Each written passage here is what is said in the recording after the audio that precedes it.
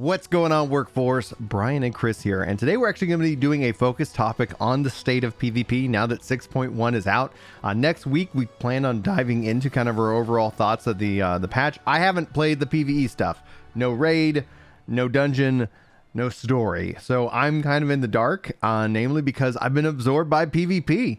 And yeah, I thought we'd be talk about what we are excited about, what we're disappointed in, and our hopes for the future with this video. And Chris, you've also taken part in PvP, and you've expressed both your excitement and some concerns that you have with the newest update. Why don't we let you take the floor and let's go with it?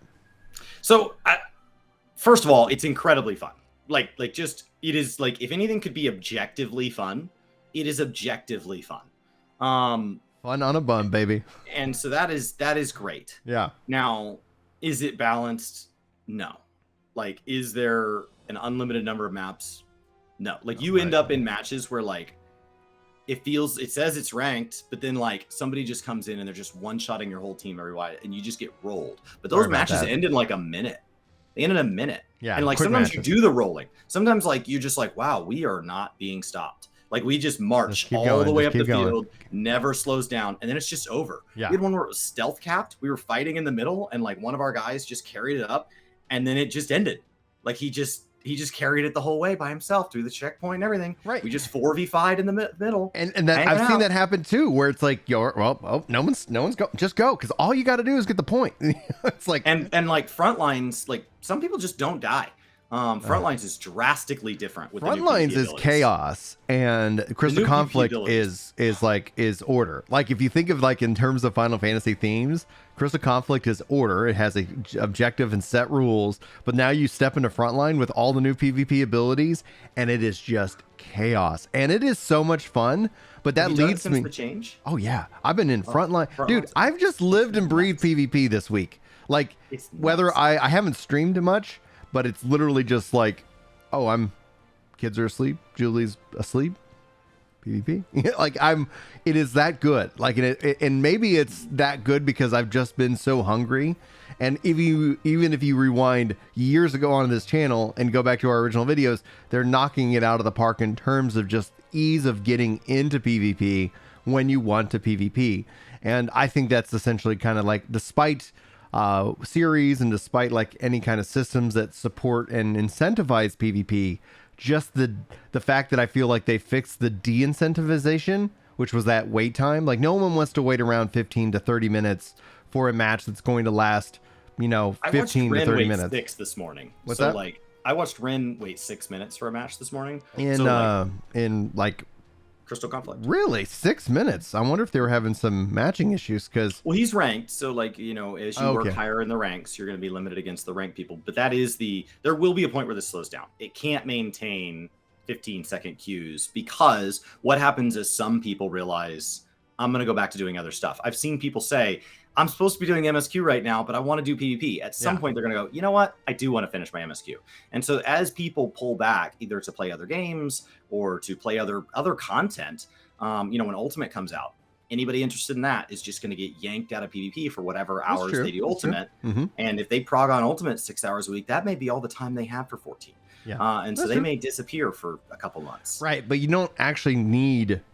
everybody. Like, for PvP 10. You only need 10, and let's probably estimate about 20, because you can't have the same job on the same team, right? So it's like, at the end of the day, like, all you need is 20 people on a data center, and there's always been that, and they've gone to Discord to try and coordinate that. Now you've kind of cut out that necessary step of using a calendar to actually do PvP. What if it goes cross data center? Well, Cross Data Center is coming with 6.18. With 6.18, which is July. One of the things I've seen interesting, and we'll talk about it more in our next video, though, is legitimately people are confused by what stuff comes in what patch. People are like, hey, where's this? Hey, where's that? And I'm like, oh, 6.15. Okay, 6.11, 6.18. Like, thankfully, I can kind of direct 6.2. them. People said, well, I thought we were getting harder mode dungeons. Yeah. And Criterion dungeons are 6.2. So, like, there's some things that, because they gave us a full roadmap in one continuous thought, we got all this information. But some of this information is things that aren't coming out for 6 months. Right, exactly. So, so you're like, what's going on? Okay, so at the end of the day, like, if PvP, that's where when people are asking about Garo, how long is it lasting? We don't know. and they didn't give an end date. So do it now, because it went away and we never knew if it was going to come back. I'm thrilled that it's back, but being that I don't know when it's going away again, I would assume that it's going to be a while. But one of the things that connects to faster matching is that time to complete. People are like, oh man, that's so many wins to be able to accomplish the goal, right? And it's like, well, over the course of months, it's going to you're going to get there. Some people are going to get there faster. Some people are going to get there slower. My concern with the Garo leaving at some point is that whenever that announcement is made, then the pressure is going to build. And then if you have a queue time, you have to wait that 5 minutes, that 10 minutes.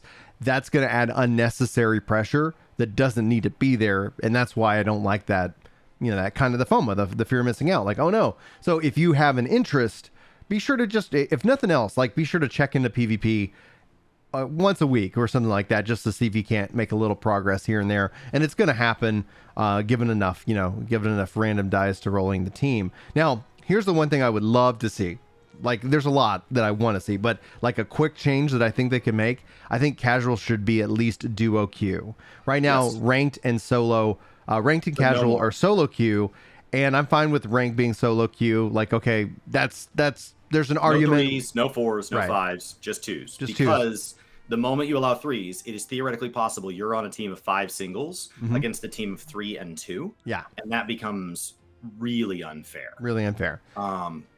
That doesn't feel good at all. I think that would help differentiate, because essentially right now, from all I can tell, is ranked has the ability to go up and down this theoretical tier list thing, where casual is the exact same system, except for it doesn't have the ranking to it. So from my perspective, the only way I use casual is when I'm testing out a new job to see if I can get comfortable and testing out my skill placement. And then once I have a comfort level, then I'm like, why would I not be in ranked? Because I'm in ranked constantly, even with a new job. I drag the abilities on the bar and I hopped right into ranked, and I lose the match and I lose rank, and it's great, because like then that means that job is where it should be. And so like, and then I just, so because I don't care about my rank. Like if they would put Wood League in the game, that would be ideal. I want to be in Wood League.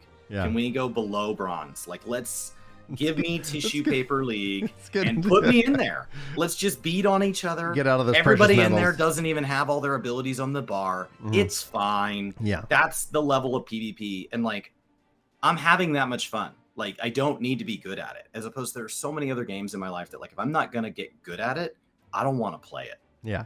Like if I'm not going to improve, I don't want to just sit here and be awful. But I'm having a blast even when I'm bottom DPS on the whole thing. I'm having fun regardless. And there are these brilliant moments where as a Reaper, I just get like a triple kill. Like I wreck a guy, I turn around, I pop my little ulti, and just everybody dies, and we carry the point to the victory. And it's amazing. Yeah. But there are also points where we get to the end of the match and I was like, I honestly feel that I may have single-handedly lost that. And because I don't know how you're using it, but I'm using it only on jobs I don't have at cap, because I do want that experience. That experience, yeah. And that means like a lot of times that's like Reaper. I didn't even start at Reaper in PvE. So like my experience with Reaper is like the majority of my time on Reaper was at the media tour. Like that's how little time I've spent with Reaper. Exactly. So I don't know what I'm looking for in PvP. How are you liking the maps? I actually really like right now 3. They're on a 90-minute rotator. I think essentially maybe I would be happy if they lowered that rotator map time down to maybe like 45 minutes, because maps are like the matches are really quick. So I wouldn't mind them increasing that. If they actually do add more maps down the road, I think having it at 90 minutes and like maybe you wouldn't see there's a potential that you might not see a map for a while because of the 90-minute rotator. Yeah, but it's up every 9 hours. Yeah. You play the same 2-hour window 3 nights a week.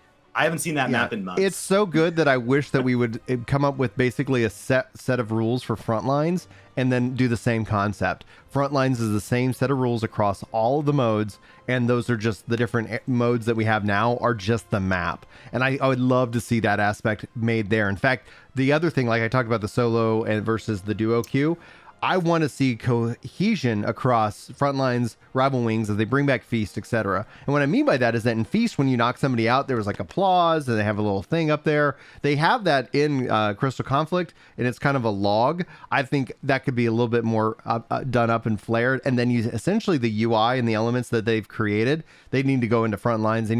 You need to just sit here and have a PvP style of experience, and then literally after doing those things, then I want to see some his stats. I want to see historical stats. I want to see, like, one of the things that I screenshot, I've been crushing is Black Mage. Like, somebody said that Black Mage is not good, and I go, well, I got news for you. Like, I am destroying, and I'm like at the top of the board multiple times, and I tweeted it out like, hey, here's my stats, here's me at the top of the board.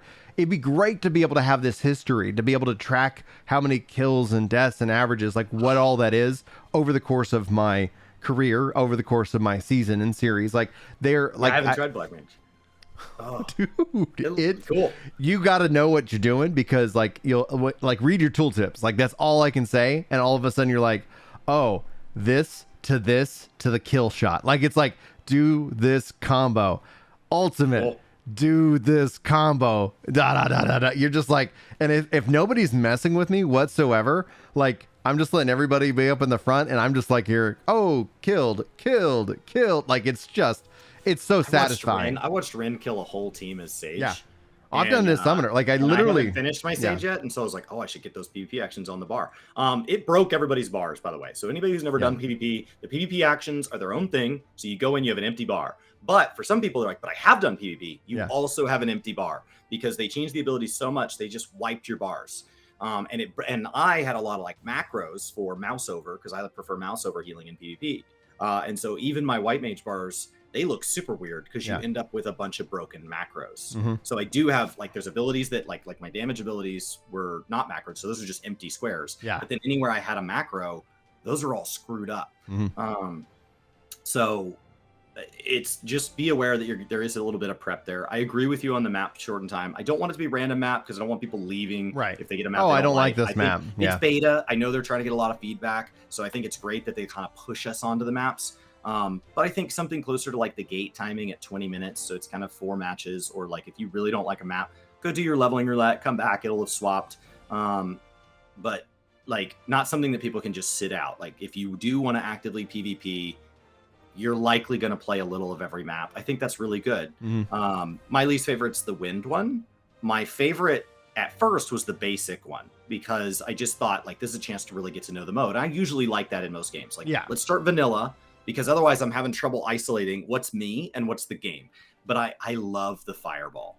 Like, the ability, like, especially like on a Reaper, where like I can pop my guard and be really low on life, and I have my heal just waiting, and I'm baiting them, and I'm sitting out, and the big orb's coming up, and then I dash out of it, heal myself, and watch them just get wrecked. And it's like, oh, did you die to that? Oh, I would have moved if it were me.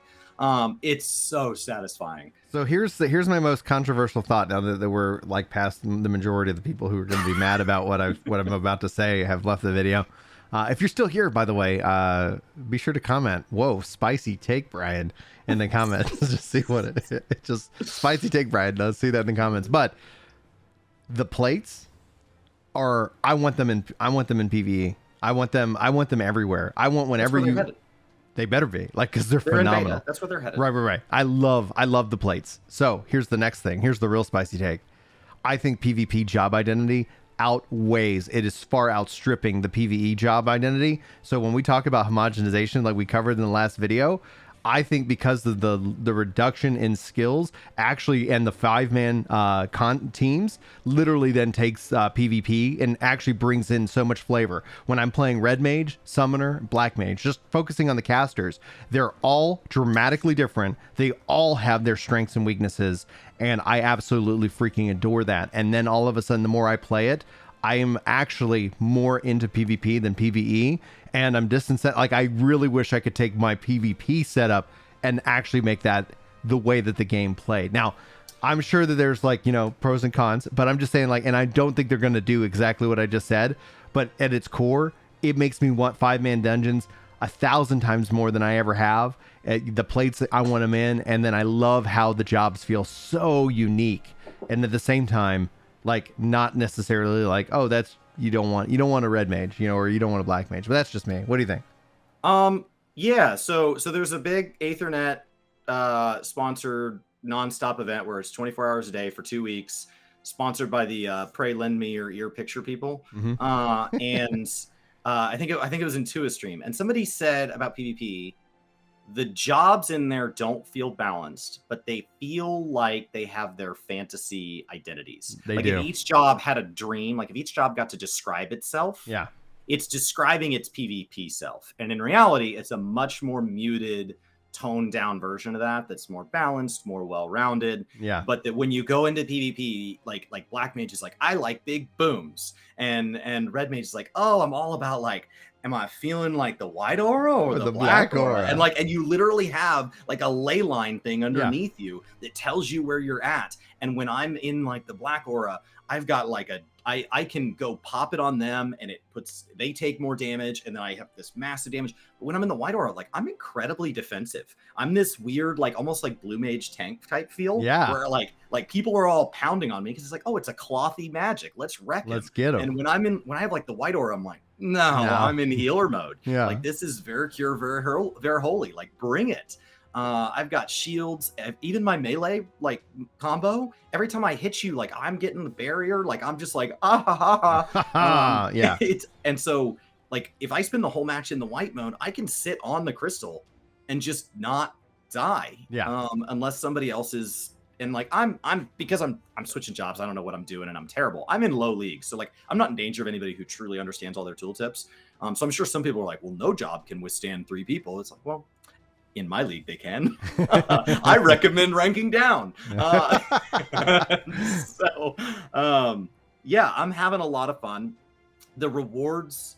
I put out a video over on Gaming Kinda talking about intrinsic versus extrinsic rewards with Crystal Conflict, and that it's just fun. It's just fun. That's the reward for PvP. All the rest of the rewards are honestly some of the lowest rewards I've ever seen them add in any history I can remember for something that is also engaged in this heavily. Yeah. Anything in the game that rewards this little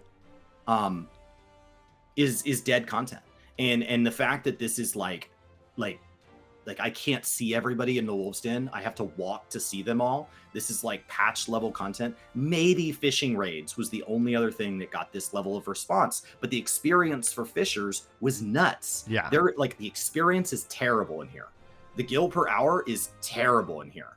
The fact that you can buy your Garo replica stuff through MGP, so you could just go do your fashion report and get way more, it's not a fast way to do it. It's the only way to get the Garo mounts, but it's wins. And so like it's a huge grind to get the 60 wins. Even at 5 minutes a match, it's still, assuming you win half your matches, that's still 120 games. And 120 times anything gets long. So like reward wise, it's actually really toned down content, but it's widely rejoiced outside of people that are kind of taking it a little sweaty because maybe the balance isn't quite perfect. It's a beta and there was a massive number of PvP changes. And I think in my mind, I think when I say all of that, some of the response to that video was a little bit of like, well, Chris, you're missing the point. Games are supposed to be fun. No, that is the point. Most of the time, a game gets developed and the devs think it's fun, and we only somewhat agree as a population. And so a game has to add rewards to help make up for the gap between what they envisioned and what we received. And so they add rewards so that we're like, well, it's mostly fun, but I'm also getting this reward. This doesn't really have any rewards, and we're still playing it, which I think is a huge compliment to Crystal Conflict. Because it says Crystal Conflict is being played because of Crystal Conflict, not because it's giving you shiny stuff, not because it's paying you. Like, this isn't, oh, well, they're just friends with him because he has a big house and a fancy car. And no, they're just friends with him.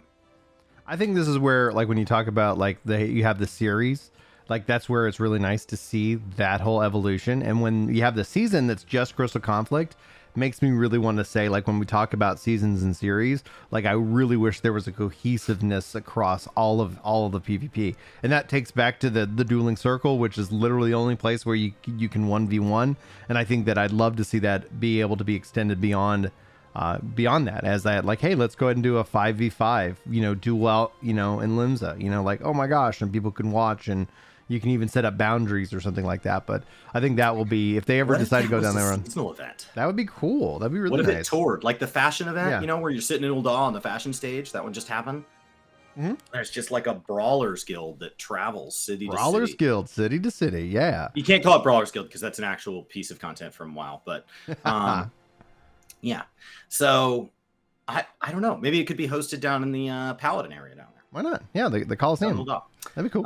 There's some cool stuff there. So I think that in general, what has impressed me is their ability to add something that is relatively minor. It's 3 maps of a simple game mode that's 5 minutes. It gives almost no long-term progression rewards to your account that are not cosmetic. Right. And yet it is being consumed by people who have championed that this is not a PvP game, said they'd never do PvP, don't like PvP, avoid content that makes them like uncomfortable because it kind of forces you to learn about the game. And maybe they have a life where like they have to do a lot at work and they use this game to relax. Right. And so they don't go into Ultimate, they don't go into Savage, they don't go into PvP because they're like, no.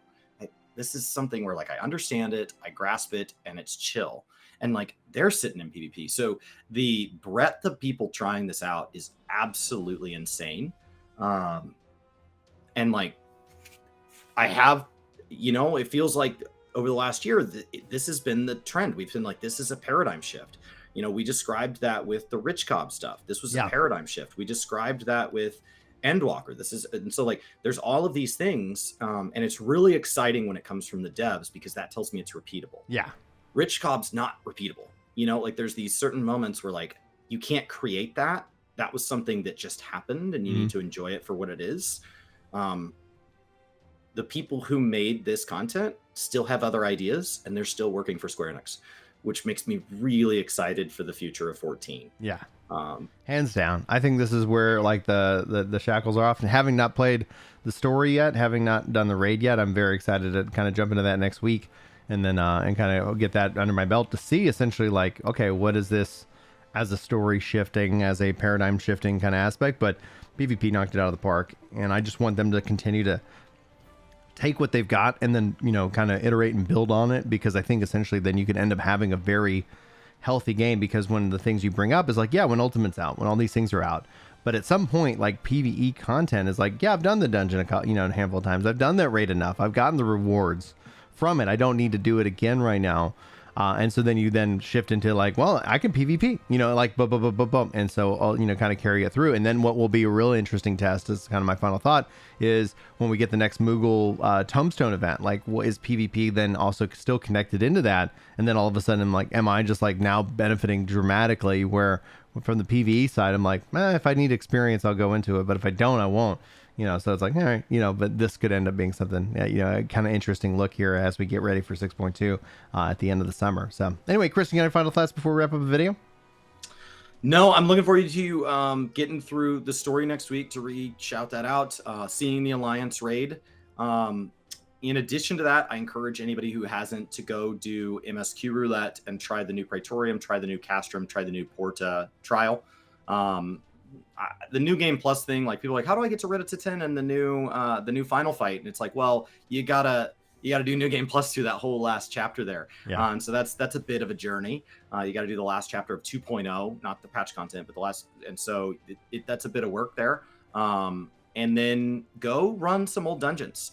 Toto Rock is, if I'm going to shout just any of this out, Toto Rock is absolutely stunning. It is beautiful. There is an ambiance. And, if you run it unsynced, initial measurements are coming in. I'm not done taking data, but initial measurements are coming in at 80,000 gil per hour, which is better than Crystal Conflict, worse than Tower of Zot. Yeah. I'm interested to see what you do for the other dungeons as well. So, guys, be sure to go follow Chris over at Gaming Kinda and a couple other channels that he's kind of in the works of refining. So we've got some announcements. I got a friend that says more channels is the answer to all things. Yeah. Did you get sunburned? Apply some more channels onto your face. It helps heal the skin. All right, guys, for Work to Game, my name is Brian, and Chris is over here. Thanks for being here. Hopefully you have a great day, and hopefully we'll see you next time. But until then, take care.